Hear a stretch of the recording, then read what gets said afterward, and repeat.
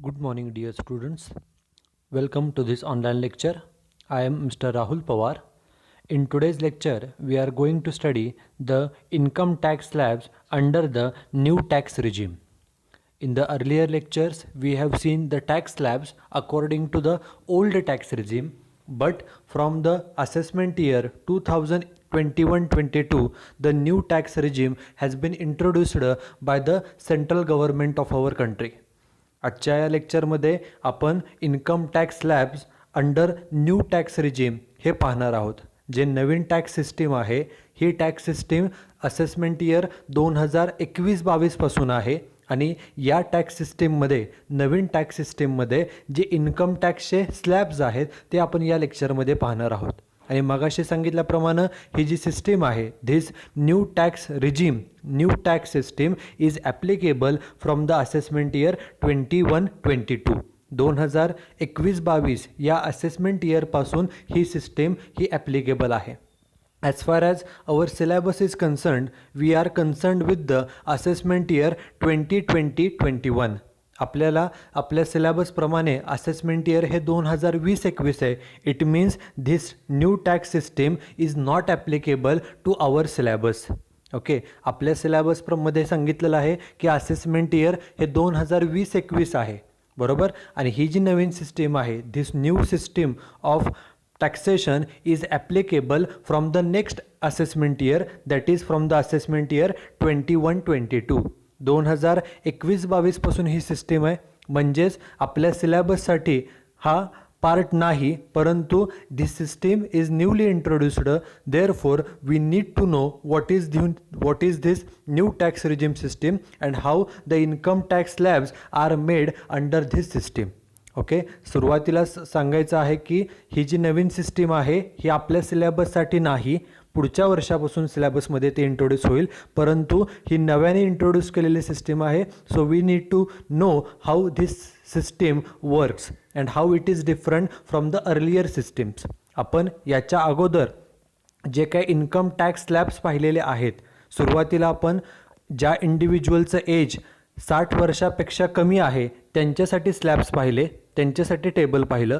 त्यानंतर आपण income tax slabs for senior citizens, जे सिनियर सिटिझन्स आहेत म्हणजे ज्यांचं वय 60 ते 79 आहे त्यांच्यासाठीचे इन्कम टॅक्स स्लॅब्स पाहिले. आणि सर्वात शेवटी आपण जे सुपर सिनियर सिटिझन्स आहेत, who are super senior citizens, those individuals whose age is 80 and above, they are called as a super senior citizens. And in the previous lecture we have seen the tax slabs applicable for these individuals. Okay, and in the previous 3 lectures we have seen that in the old tax system the tax slabs were different for all these individuals. एखाद्या व्यक्तीचं वय 60 पेक्षा कमी असेल त्यांच्यासाठी income टॅक्सचे slabs हे वेगळे होते. जे सिनियर सिटिझन्स आहेत, ज्येष्ठ नागरिक आहेत, त्यांच्यासाठी टॅक्स स्लॅब्स हे वेगळे आहेत. आणि त्याचप्रमाणे जे सुपर सिनियर सिटिझन्स आहेत त्यांच्यासाठी सुद्धा इन्कम टॅक्स स्लॅब्स हे वेगळे आहेत. Okay, this is under the old tax system. But in the new tax regime, जे नवीन इन्कम टॅक्सची सिस्टीम आहे, under this new system under this particular system the tax slabs are common for all types of individuals. व्यक्ती कोणताही असू, त्या व्यक्तीचं age 60 वर्षापेक्षा कमी असू, 60 वर्षापेक्षा जास्त असू किंवा 80 वर्षापेक्षा जास्त असू, the income tax slabs are common for all the people irrespective of their age. त्या व्यक्तीचं वय कितीही असू, 60पेक्षा कमी असेल किंवा 60पेक्षा जास्त असेल किंवा 80पेक्षा जास्त असेल, तरीसुद्धा सर्वांसाठी हा कॉमन इन्कम टॅक्स स्लॅब्स हे तयार केलेले आहेत. So this slide shows the income tax slabs under the new tax regime. या स्लाइडमध्ये बघा आपल्याला इन्कम टॅक्सचे स्लॅब्स दिलेले आहेत न्यू रिजीममध्ये आणि स्पेसिफिकली ते मेन्शन केलेलं आहे फॉर असेसमेंट इयर 21-22. 2021-22 या असेसमेंट इयरसाठी हे स्लॅब्स आहेत. आपल्या सिलेबससाठी हा पार्ट नाही, फक्त हा नवीन ॲडिशन असल्यामुळे आपल्याला हे माहिती असणं हे गरजेचं आहे. बघा, हे इन्कम टॅक्स स्लॅब्स कुणासाठी आहेत? These income tax slabs are for the individuals. Individual व्यक्ती तो मेल असेल किंवा फिमेल असेल, त्याचं वय, त्या व्यक्तीचं एज कितीही असू, ओके, 30 असो, 40 असो, 50 असो, 60 असो, 80 असो, 100 असो, okay, irrespective of his age, okay, irrespective of his gender, the income tax slabs are common for all the individuals in our country. Okay, कोणताही इंडिव्हिज्युअल व्यक्ती असेल, ती व्यक्ती स्त्री असेल किंवा ती व्यक्ती पुरुष असेल, ती व्यक्ती कोणत्याही वयाची असेल, तरी त्यांच्यासाठी एकच इन्कम टॅक्सचे स्लॅब तयार केलेले आहेत. म्हणजे जुन्या सिस्टीममध्ये जे पाठीमागच्या लेक्चर्समध्ये आपण 3 वेगवेगळे टेबल्स पाहिले. पहिल्यांदा आपण ज्यांचं वय 60पेक्षा कमी आहे, the individuals whose age is less than 60, त्यांच्यासाठीचे आपण इन्कम टॅक्स स्लॅब्स पाहिले, बरोबर. After that we have seen the income tax slabs for the senior citizens. Who are senior citizens?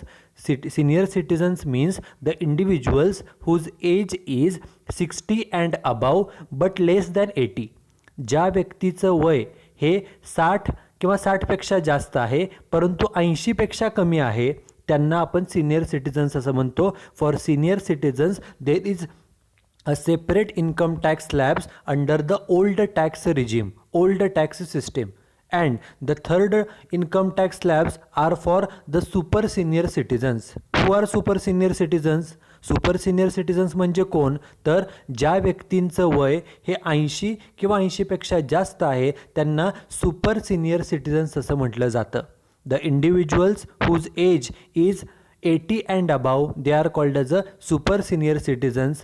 And in the old tax system there is separate income tax slabs for them also. Okay, जुनी जी tax system आहे, old tax system, सध्याच्या ह्याच्यामध्ये दोन्हीही system चालू आहेत. Okay, old tax system as well as this new tax system, the individual person has to decide as per which system his tax should be calculated and collected. Okay, प्रत्येक व्यक्तीनं ठरवायचं आहे की ओल्ड टॅक्स सिस्टीमप्रमाणे त्या व्यक्तीचं tax calculate करायचा का new tax सिस्टीमप्रमाणे टॅक्स कॅल्क्युलेट करायचा. ओके, ही चॉईस ही त्या इंडिव्हिज्युअल व्यक्तीची आहे आणि हे कधीपासून ॲप्लिकेबल आहे? From the assessment year 21-22. Assessment year 21-22 पासून हे ॲप्लिकेबल आहे. आणि ही जी नवीन सिस्टीम आहे, in this particular system only one table is prepared. Okay, and all the individuals of any age they are taxed as per this table only. कोणताही व्यक्ती असू, ती व्यक्ती मेल असेल, फिमेल असेल, ती व्यक्ती कोणत्याही वयाची असेल तरीसुद्धा त्या व्यक्तीला या सेम टेबल हे सर्वांसाठी लागू आहे.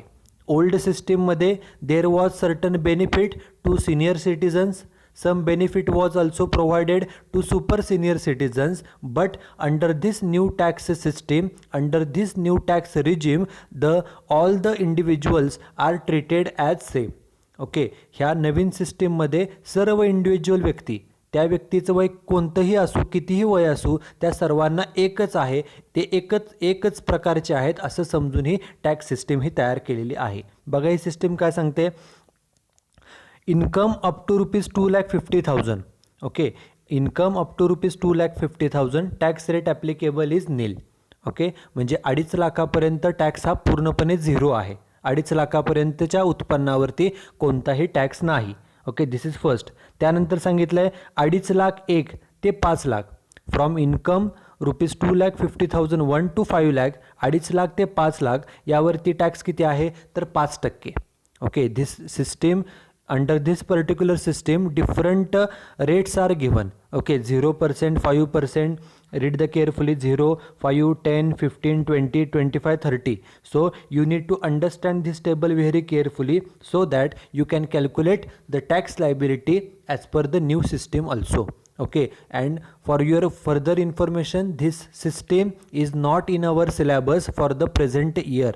चालू वर्षाच्या परीक्षेसाठी ही सिस्टीम आपल्याला लागू नाही. फक्त हे नवीन चेंजेस जो इन्कम टॅक्समध्ये झालेला आहे तो फक्त आपल्याला समजणं गरजेचं आहे आणि आपल्याला कंपॅरिझन देखील करता येऊ शकतं की ओल्ड सिस्टीम बेटर आहे की न्यू सिस्टीम बेटर आहे. ओके, केअरफुल लक्ष द्या. मग सेकंड लाईनप्रमाणे income from 2,50,000 to 5 lakh tax rate applicable is 5%.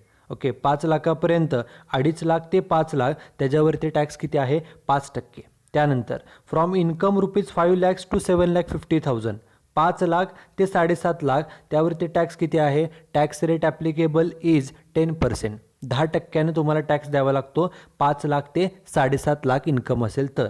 त्यानंतर fourth slab is from 7,50,000 to 10 lakh.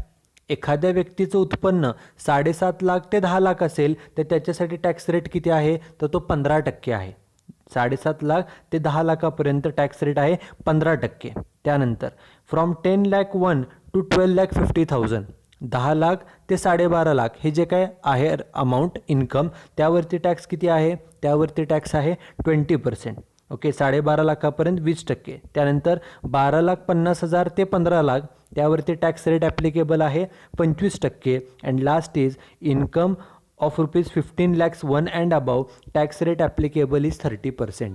Okay, जे प्रिव्हियस टॅक्स स्लॅब्स आपण पाहिलेले आहेत त्यामध्ये नील 5%, 20% आणि 30% एवढेच टॅक्स स्लॅब्स होते. But under the new tax system there are different tax rates applicable and we have to understand these tax slabs carefully.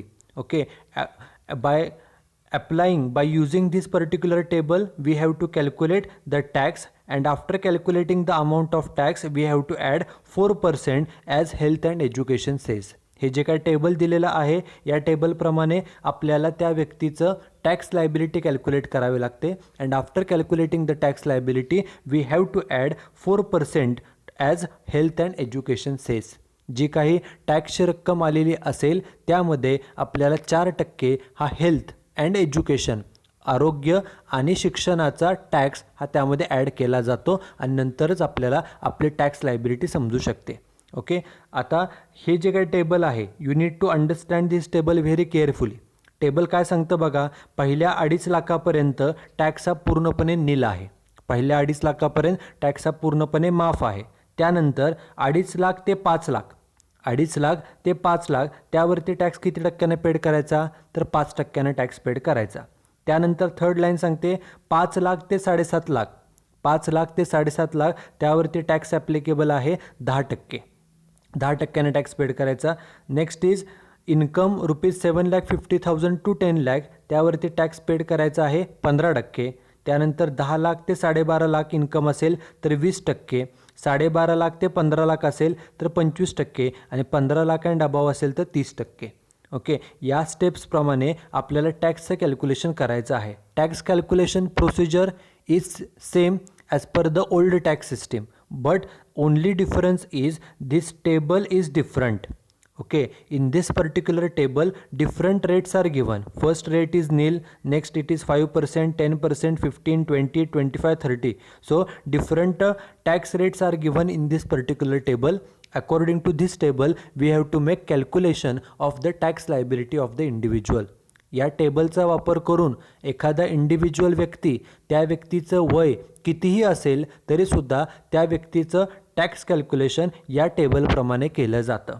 Okay, आणि ही जी काय नवीन सिस्टीम आहे under this new tax system also the individual is eligible to get rebate under section 87A. आपण पाठीमागच्या लेक्चरमध्ये जे काही रिबेट पाहिलेली आहे, रिबेटचा मराठी अर्थ होतो सूट. ओके, रिबेट म्हणजे काय? सूट. ही सूट कुणाला दिली जाते? This rebate is mentioned under section 87A of income tax act. Income tax ॲक्टचा जो सेक्शन 87A आहे यामध्ये ही रिबेट ही मेन्शन केलेली आहे. ही रिबेट कुणाला दिली जाते? तर काय सांगितलं बघा, rebate under section 87A provides benefit. हा जो काय सेक्शन आहे, ही जी काय सूट आहे ही कशाचा फायदा देते? कशावर फायदा देते? On tax payment to a resident individual. Okay, this benefit under section 87A और this rebate is available is given only to the resident individuals. Okay, जी व्यक्ती इन्कम टॅक्सच्या नियमाप्रमाणे आपल्या देशाची रेसिडेंट आहे, इन्कम टॅक्स नियमाप्रमाणे जी व्यक्ती रेसिडेंट आहे अशाच व्यक्तीला फक्त ही रिबेट मिळण्याचा अधिकार आहे. An individual who is resident in India as per income tax rules, only he or she is eligible to get the benefit under section 87A. कोणताही व्यक्ती जर तो व्यक्ती इन्कम टॅक्सच्या नियमाप्रमाणे तो जर रेसिडेंट असेल तर त्याच व्यक्तीला फक्त हा बेनिफिट मिळू शकतो. ओके, हा बेनिफिट मिळण्यासाठी कंडिशन काय? The only condition to get the benefit is, हा जो काय बेनिफिट आहे, ही जी काय सूट आहे, ओके, रिबेट म्हणजे सूट, ही मिळण्यासाठी एकच कंडिशन आहे. कंडिशन काय? युअर टोटल टॅक्सेबल इन्कम शाल नॉट एक्सीड ₹5 lakhs. तुमचं वार्षिक टॅक्सेबल इन्कम जे आहे, करप्राप्त उत्पन्न जे आहे ते 5 लाखापेक्षा जास्त नसावं. It means the taxable income of an individual should be less than 5 lakhs. Then that particular individual is eligible to get rebate under section 87A.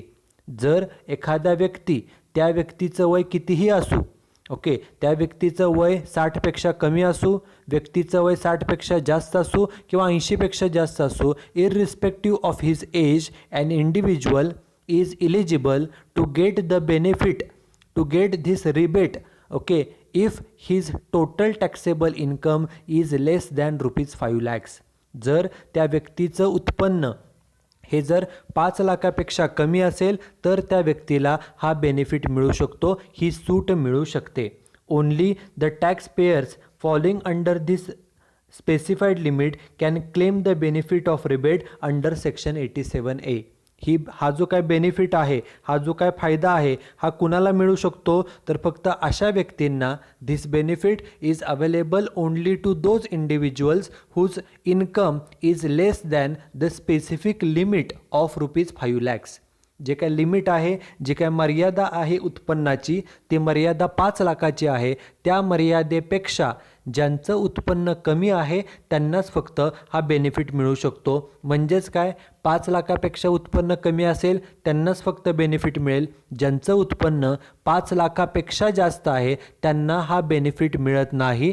त्यांनी रेग्युलर जे काय आपलं टेबल आहे, जे काय टॅक्स स्लॅब्स आहेत, त्याप्रमाणेच त्यांना टॅक्स पे करावा लागतो.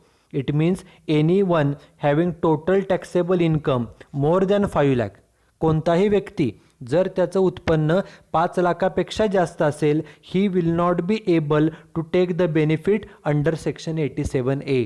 जर त्या व्यक्तीचं उत्पन्न 5 लाखापेक्षा जास्त असेल तर अशा व्यक्तीला हा बेनिफिट मिळू शकत नाही, ही रिबेट, ही सूट मिळू शकत नाही. And in such case the tax should be collected at the normal rates.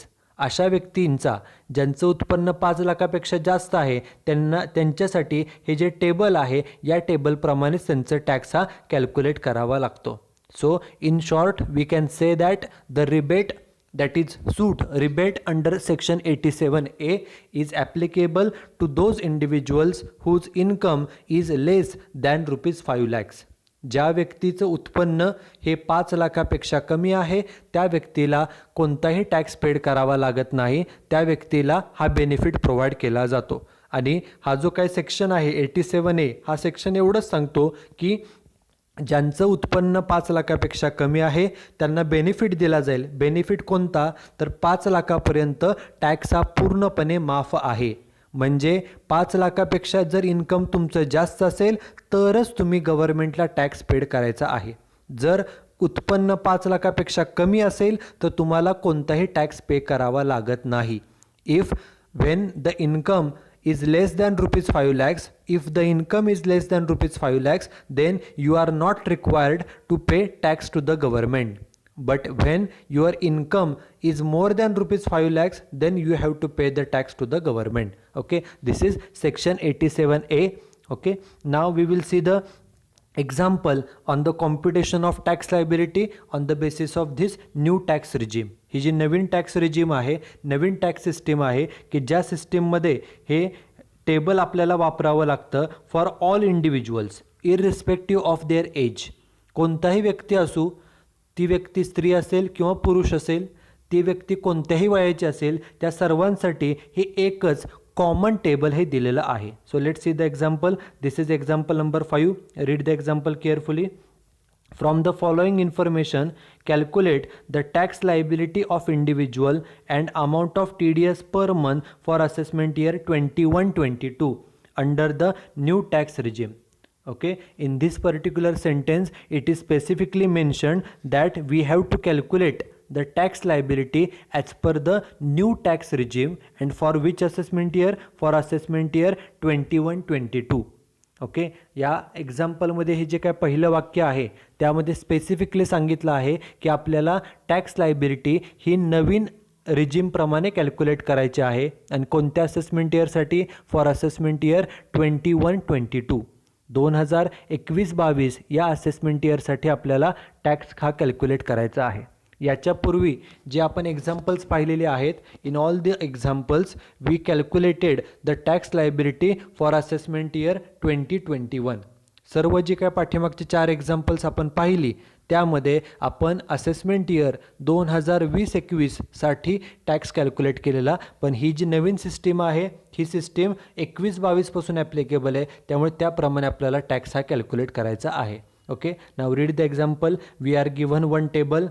In this table there are 4 columns. First column is serial number, second column is name, third column is age, and fourth column is taxable income. Read the table carefully. In the first line, first person is Mr. Vitthal Patil. His age is 34 years and his income is rupees 5,50,000. पहिली व्यक्ती आहे त्यांचं नाव आहे Mr Vitthal Patil, वय 34 वर्ष आणि त्यांचं income आहे 5,50,000. After that, second person is Mr. Shamrao Mahatre. His age is 55 years and his total income, taxable income is rupees 7,90,000. जी दुसरी व्यक्ती आहे त्यांचं नाव आहे मिस्टर शामराव म्हात्रे. त्यांचं वय 55 वर्ष आहे आणि उत्पन्न आहे 7,90,000. Then third person is Mr. Rakesh Kamath. His age is 36 years and his total taxable income is rupees 4,50,000. एक्झाम्पलमध्ये जी माहिती दिलेली आहे त्यामध्ये तिसरी व्यक्ती आहे मिस्टर राकेश कामत. त्यांचं वय 36 वर्ष सांगितलं आहे आणि त्यांचं उत्पन्न आहे 4,50,000. Then fourth person is Mr Vitthal Kadam. His age is 42 years and his taxable income is rupees 8,80,000. चौथी व्यक्ती आहे मिस्टर विठ्ठल कदम, वय 42 वर्ष आणि उत्पन्न इन्कम आहे 8,80,000. Then fifth person is Mrs Vasudha Mane. Her age is 65 years and her taxable income is rupees 12 lakhs. एक्झाम्पलमध्ये जी 5वी व्यक्ती सांगितलेली आहे त्या व्यक्तीचं नाव मिसेस वसुधा माने आहे. त्यांचं वय 65 वर्ष आहे आणि उत्पन्न आहे 12 लाख रुपये. And last person is Mrs Vijaya Jagtap. Her age is 34 years and her taxable income is rupees 16 lakhs. एक्झाम्पलमध्ये जी शेवटची व्यक्ती सांगितलेली आहे त्या व्यक्तीचं नाव आहे मिसेस विजया जगताप. त्यांचं वय 34 वर्ष आहे आणि त्यांचं उत्पन्न हे 16 लाख रुपये एवढं सांगितलेलं आहे. Okay, on the basis of this information we have to calculate their tax liability and amount of TDS.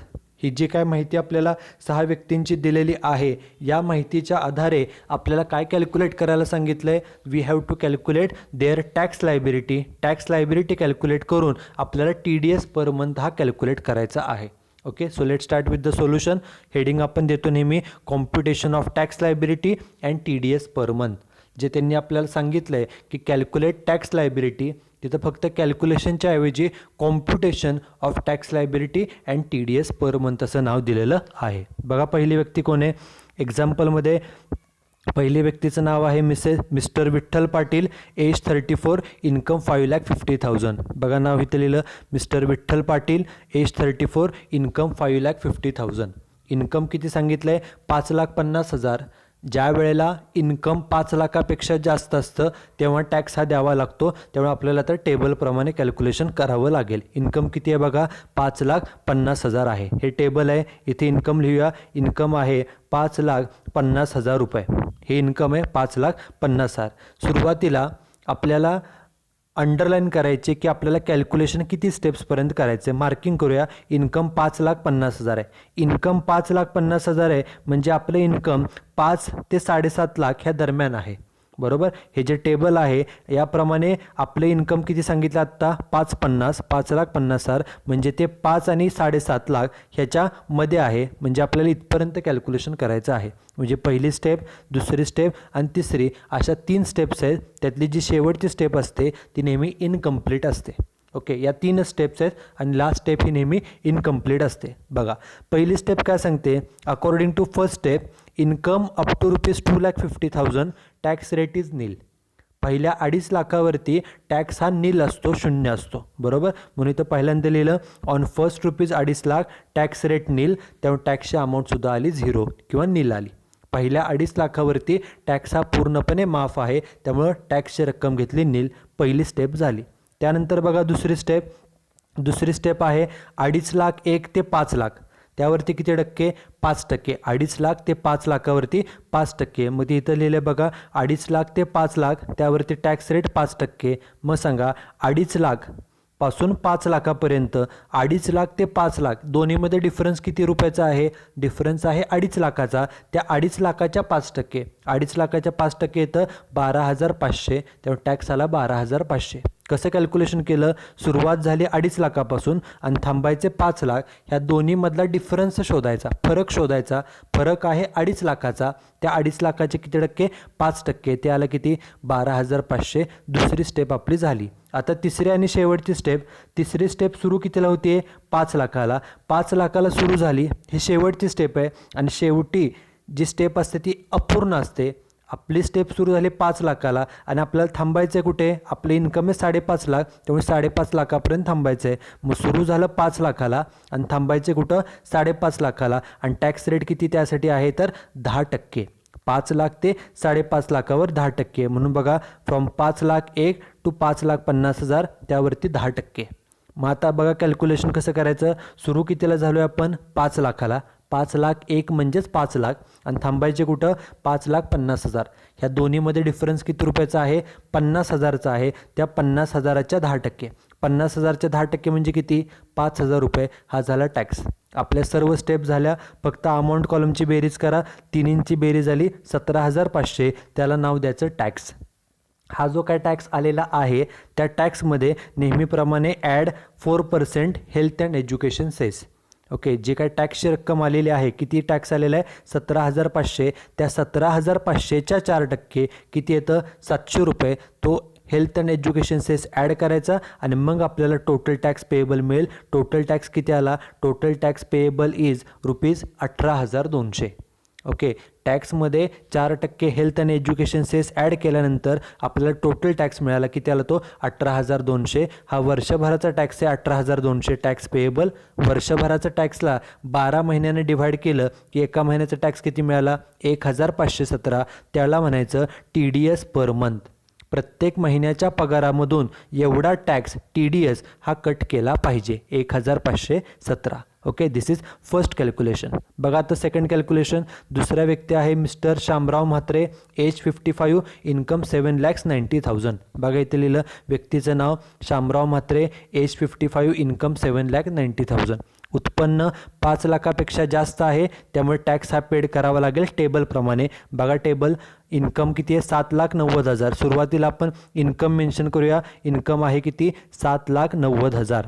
Okay, income mention केल्यानंतर पहिल्यांदा लाईन ड्रॉ करायची की आपल्याला कॅल्क्युलेशन कुठपर्यंत करायचे. 7,90,000 म्हणजे आपल्याला इन्कम हे 7.5 ते 10 लाख ह्याच्यामध्ये आहे. आपले इन्कम किती आहे, 7,90,000 म्हणजे ते 7.5 लाख ते 10 लाख ह्याच्यामध्ये आहे. म्हणजे आपल्याला 1, 2, 3 आणि 4 स्टेप्समध्ये कॅल्क्युलेशन करायचे. जी शेवटची स्टेप असते ती नेहमी अपूर्ण असते. बघा कॅल्क्युलेशन, पहिली रो सांगते पहिल्या 2.5 लाखावरती टॅक्स किती असतो, नील असतो. बघा मग इथे लिहिले पहिल्यांदा ऑन फर्स्ट ₹2.5 लाख टॅक्स नील. पहिल्या 2.5 लाखावरती टॅक्स हा पूर्णपणे 0, त्यामुळे टॅक्सची अमाऊंट ही नील घेतली. पहिली स्टेप झाली. बघा दुसरी स्टेप काय, दुसरी स्टेप सांगते 2.5 लाख ते 5 लाख त्याच्यावर किती टक्के टॅक्स घ्या, 5%. 2.5 ते 5 यावरती 5%. बघा इथे लिहिलं मग फ्रॉम 2.5 लाख 1 टू 5 लाख त्यावरती 5%. आता टॅक्स कसा शोधायचा बघा, सुरू कितीला झालो आपण, 2.5 लाखाला. 2.5 ते 5 ह्या दोन्हीमध्ये फरक किती रुपयाचा आहे, तो आहे 2.5 लाखाचा. त्या 2.5 लाखाच्या 5%, 2.5 लाखाच्या 5% म्हणजे टॅक्स किती येतो, 12,500. 2.5 लाखावरती 5% म्हणजे 12,500. आपली दुसरी स्टेपसुद्धा झाली. आता तिसरी स्टेप सुरू कितीला होते, 5 लाखाला आणि संपते कुठं, 7.5 लाख. आणि टॅक्स किती घ्यायचा, 10%. 5 लाख ते 7.5 लाख 10%. बघा मी इथे लिहिले फ्रॉम 5,01,000 टू 7.5 लाख 10%. मग आता टॅक्स कसा येईल बघा, सुरू केले 5 लाखाला, थांबायचे 7.5 लाख. ह्या दोन्हीमध्ये फरक कितीचा आहे? 7.5मधून 5 वजा करा, फरक आहे 2.5 लाखाचा. 2.5 लाखाच्या 10%, 2.5 लाखाच्या 10% म्हणजे किती? 25,000 रुपये. हा झाला टॅक्स. तिसरी स्टेप आपली झाली. आता चौथी आणि शेवटची स्टेप. जी शेवटची स्टेप असते ती नेहमी अपूर्ण असते. बघा, चौथी स्टेप चालू कितीला झाली आहे? 7.5 लाखाला. 7.5 लाखाला सुरू झाली आणि आपल्याला थांबायचं आहे कुठे? आपलं इन्कम 7,90,000 आहे, त्यामुळे तिथंच थांबायचं आहे. आणि त्यासाठी टॅक्स किती टक्के आहे बघा? त्यासाठी टॅक्स आहे 15%. 7.5 लाखापासून थांबायचे 7,90,000. मग बघा इथे फ्रॉम 7.5 लाख टू 7,90,000 वरती 15%. मग आता डिफरन्स किती होते बघा? 7.5 लाखापासून 7,90,000, दोन्हीमध्ये डिफरन्स फक्त 40,000चा आहे. त्या 40,000च्या 15% किती येतो टॅक्स? तो येईल 6,000 रुपये. आपल्या सर्व स्टेप झाल्या. फक्त टॅक्स कॉलमची बेरीज करा अमाऊंटची. एकूण टॅक्स किती आला? 43,500 रुपये. जी टॅक्स अमाऊंट आहे त्यामध्ये नेहमीप्रमाणे add 4% health and education cess. Tax किती आला आपला? 43,500. त्याच्या 4% कॅल्क्युलेट करायचं, ते येते 1,740. तो हेल्थ आणि एज्युकेशन सेस म्हणून ॲड केला जातो आणि मग आपल्याला टोटल टॅक्स मिळेल, तो आहे 45,240. म्हणजे या व्यक्तीनं वर्षभरामध्ये 45,240 एवढा टॅक्स पेएबल आहे, देणं आहे. हा वर्षभराचा टॅक्स आहे. त्याला फक्त भागिले 12 महिने केलं की एका महिन्याचं टॅक्स आपल्याला मिळेल 3,770. त्याला म्हणायचं TDS पर मंथ. ओके, दर महिन्याच्या पगारामधून एवढा टॅक्स 3,770 रुपये हा कट केला पाहिजे. Okay, this is calculation number 2. बघा आता तिसरं कॅल्क्युलेशन काय? थर्ड कॅल्क्युलेशन आहे मिस्टर राकेश कामत, एज 36 आणि इन्कम किती आहे? 4,50,000. आता उत्पन्न 4.5 लाख आहे, 5 लाखापेक्षा कमी आहे. मगाशीच आपण नियम सांगितला की व्यक्तीचं उत्पन्न जर 5 लाखापेक्षा कमी असेल तर त्या व्यक्तीला कोणताही टॅक्स द्यावा लागत नाही. Okay, if the income of individual is less than rupees 5 lakhs, then that individual is not required to pay tax to the government. त्या व्यक्तीला कोणताही टॅक्स द्यावा लागत नाही, टॅक्सच द्यावा लागत नाही. त्यामुळे पगारातून TDS हा कट केला जात नाही. No TDS should be deducted from the salary. This is third calculation. Now see the fourth calculation.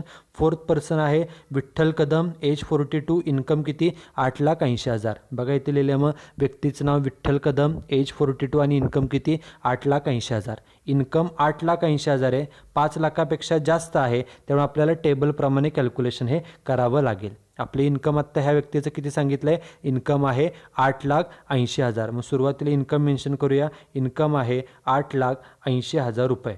बरोबर. मग आता पहिल्यांदा मार्किंग करूया की आपल्याला कॅल्क्युलेशन कुठपर्यंत करायचं आहे. इन्कम 8,80 आहे, 8,80,000 म्हणजे 7.5 ते 10 लाखाच्या मध्ये आहे. ओके, आपलं इन्कम 8,80,000 आहे म्हणजे ते 7.5 ते 10 लाखाच्या मध्ये. म्हणजे ही फर्स्ट स्टेप, सेकंड, थर्ड आणि फोर्थ एकूण 4 स्टेप्समध्ये कॅल्क्युलेशन आहे. त्यातली शेवटची स्टेपला मार्किंग केलं ती नेहमी अपूर्ण असते. बरोबर.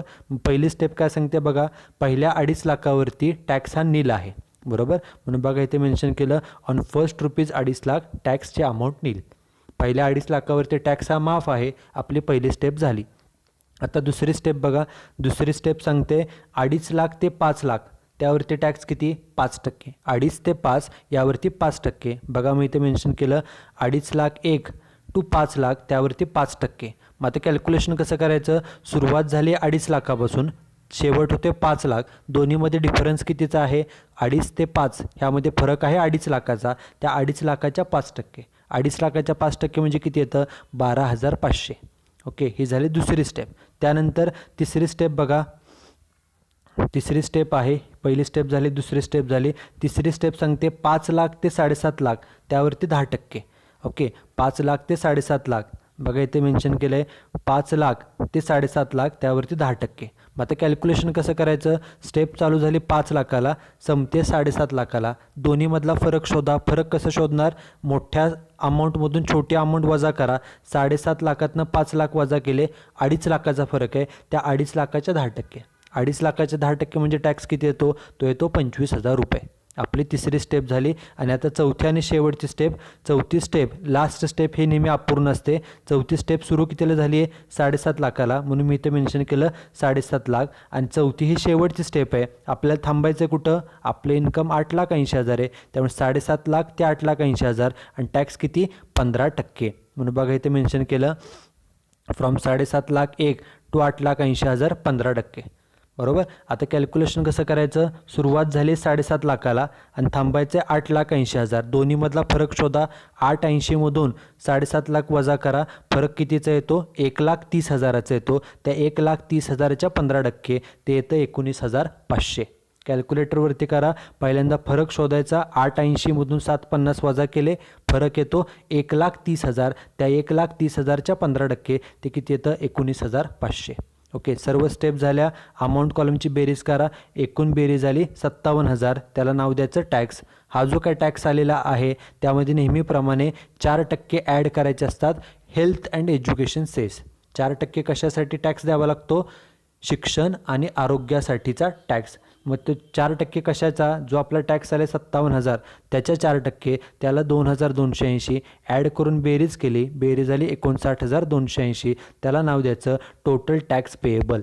म्हणजे या व्यक्तीनं वर्षभरामध्ये 59,280 एवढा टॅक्स देणं आहे. हा वर्षभराचा टॅक्स आहे. त्याला भागिले 12 महिने केलं की एका महिन्याचा टॅक्स किती मिळेल?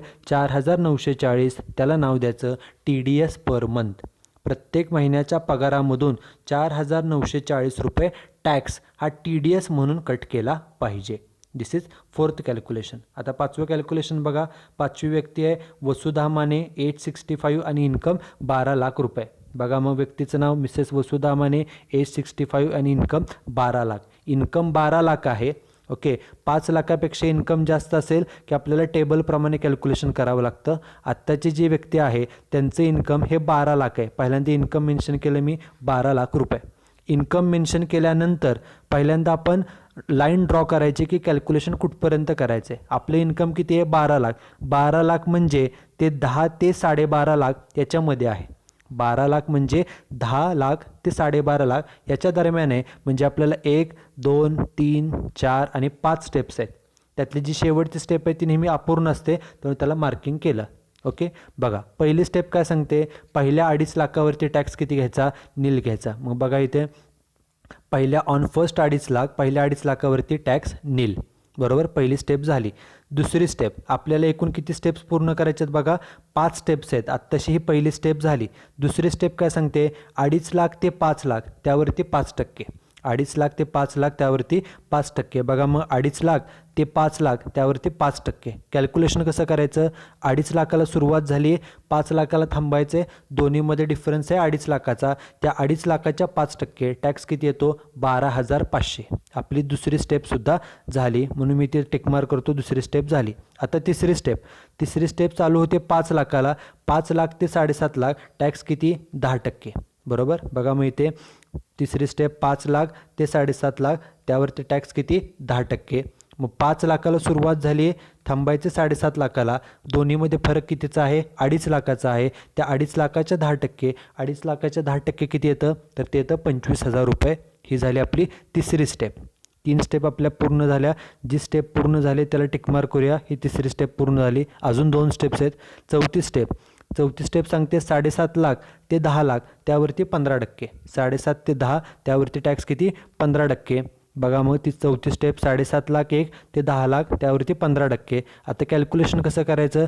7.5 लाख आणि 10 लाख ह्या दोन्हीमध्ये फरक किती रुपयाचा आहे? डिफरन्स आहे 2.5 लाखाचा. 2.5 लाखाच्या 15% करा, ते येतं 37,500. ओके. ही झाली चौथी स्टेप. आणि त्यानंतर पाचवी आणि शेवटची स्टेप. बघा चौथी स्टेप झाली. पाचवी स्टेप सुरू कितीला होते? 10 लाखाला. तिथे मेन्शन केलं चौथी स्टेप 10 लाखाला होते. आणि आपल्याला थांबायचं कुठे? आपलं इन्कम 12 लाख आहे, त्यामुळे 10 लाखाला सुरुवात ते 12 लाखापर्यंत. आणि टॅक्स किती आहे त्यासाठी? 20%. 10 लाख ते 12 लाख. मग बघा इथे शेवट step from ₹10 lakh to 12 lakh tax 20%. मग सांगा 10 लाखाला सुरुवात आणि थांबायचं 12 लाखाला. दोन्हीमध्ये डिफरन्स कितीचा आहे? फक्त 2 लाखाचा. त्या 2 लाखाचे 20%. कॅल्क्युलेटरवर करा. 2 लाखाचे 20% किती येतं? तर ते 40,000 रुपये येतं. ओके. आपल्या सर्व स्टेप झाल्या. अमाऊंट कॉलमची बेरीज करा टॅक्स कॉलमची. एकूण टॅक्स किती आला? टॅक्स आला 1,15,000 रुपये. हा टॅक्स आहे. या टॅक्समध्ये नेहमीप्रमाणे 4% ॲड करायचे हेल्थ आणि एज्युकेशनचे. 1,15,000च्या 4% किती आलं? 4,600. एकूण बेरीज केली, एकूण टॅक्स किती आला मग? 1,19,600. हा एकूण वर्षाचा टॅक्स आहे. त्याला भागिले 12 महिने केलं की एका महिन्याचा टॅक्स किती मिळेल? 9,967. त्याला म्हणायचं TDS पर मंथ. ओके, हे फिफ्थ कॅल्क्युलेशन. आणि शेवटचं कॅल्क्युलेशन बघा. शेवटचे व्यक्ती आहेत मिसेस विजया जगताप, एज 34 आणि इन्कम किती आहे? 16 लाख रुपये. बघा, व्यक्तीचं नाव लिहिलं मिसेस विजया जगताप, एज 34 आणि इन्कम किती?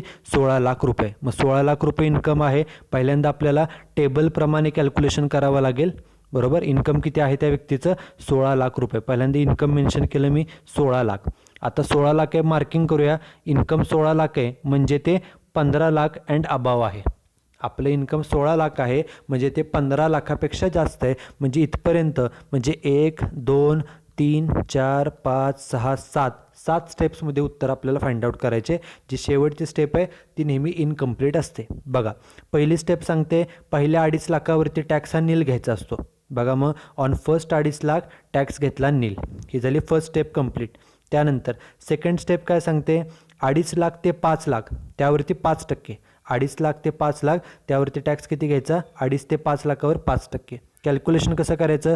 2.5 ते 5 दोन्ही डिफरन्स आहे 2.5 लाखाचा, त्याच्या 5%. 2.5 लाखाच्या 5% टॅक्स किती येतो? 12,500. दुसरी स्टेप आपली पूर्ण झाली.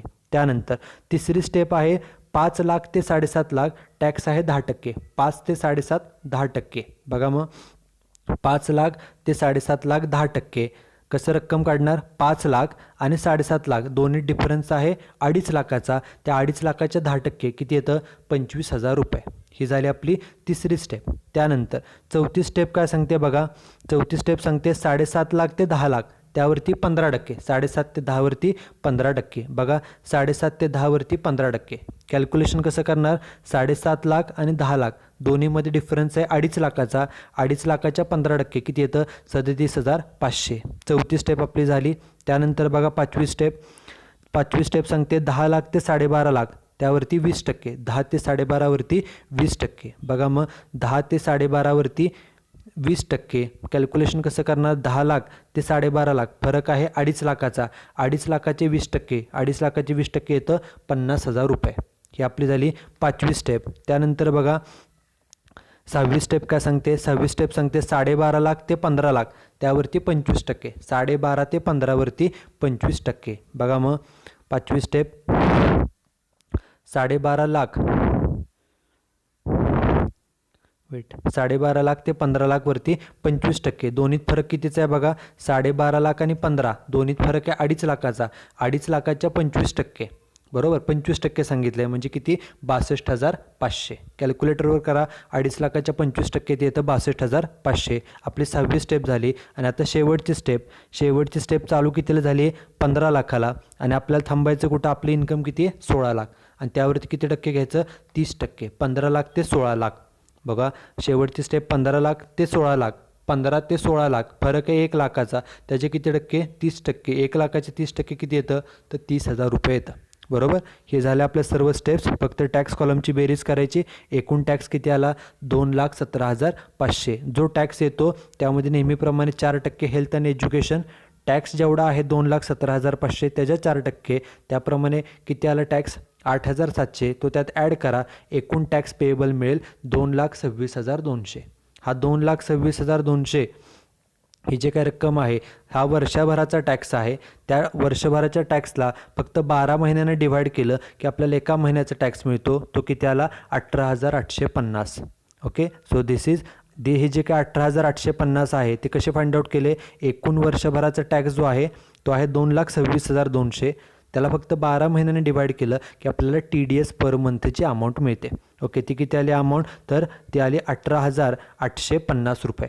ओके, एवढा TDS हा प्रत्येक महिन्याच्या पगारामधून हा कट केला पाहिजे. प्रत्येक महिन्याची जी सॅलरी असेल त्यातून एवढा टॅक्स TDS म्हणून हा कट केला पाहिजे. Okay, so this is example number 5 on the computation of tax liability as per the new tax regime. जे नवीन टॅक्स रिजीम आहे जे 2021-22पासून ॲप्लिकेबल आहे त्याचे हे टॅक्स स्लॅब्स होते आणि हे एक्झाम्पल होतं. Okay, you should write down this example and solution in your notebook. Okay, thank you very much.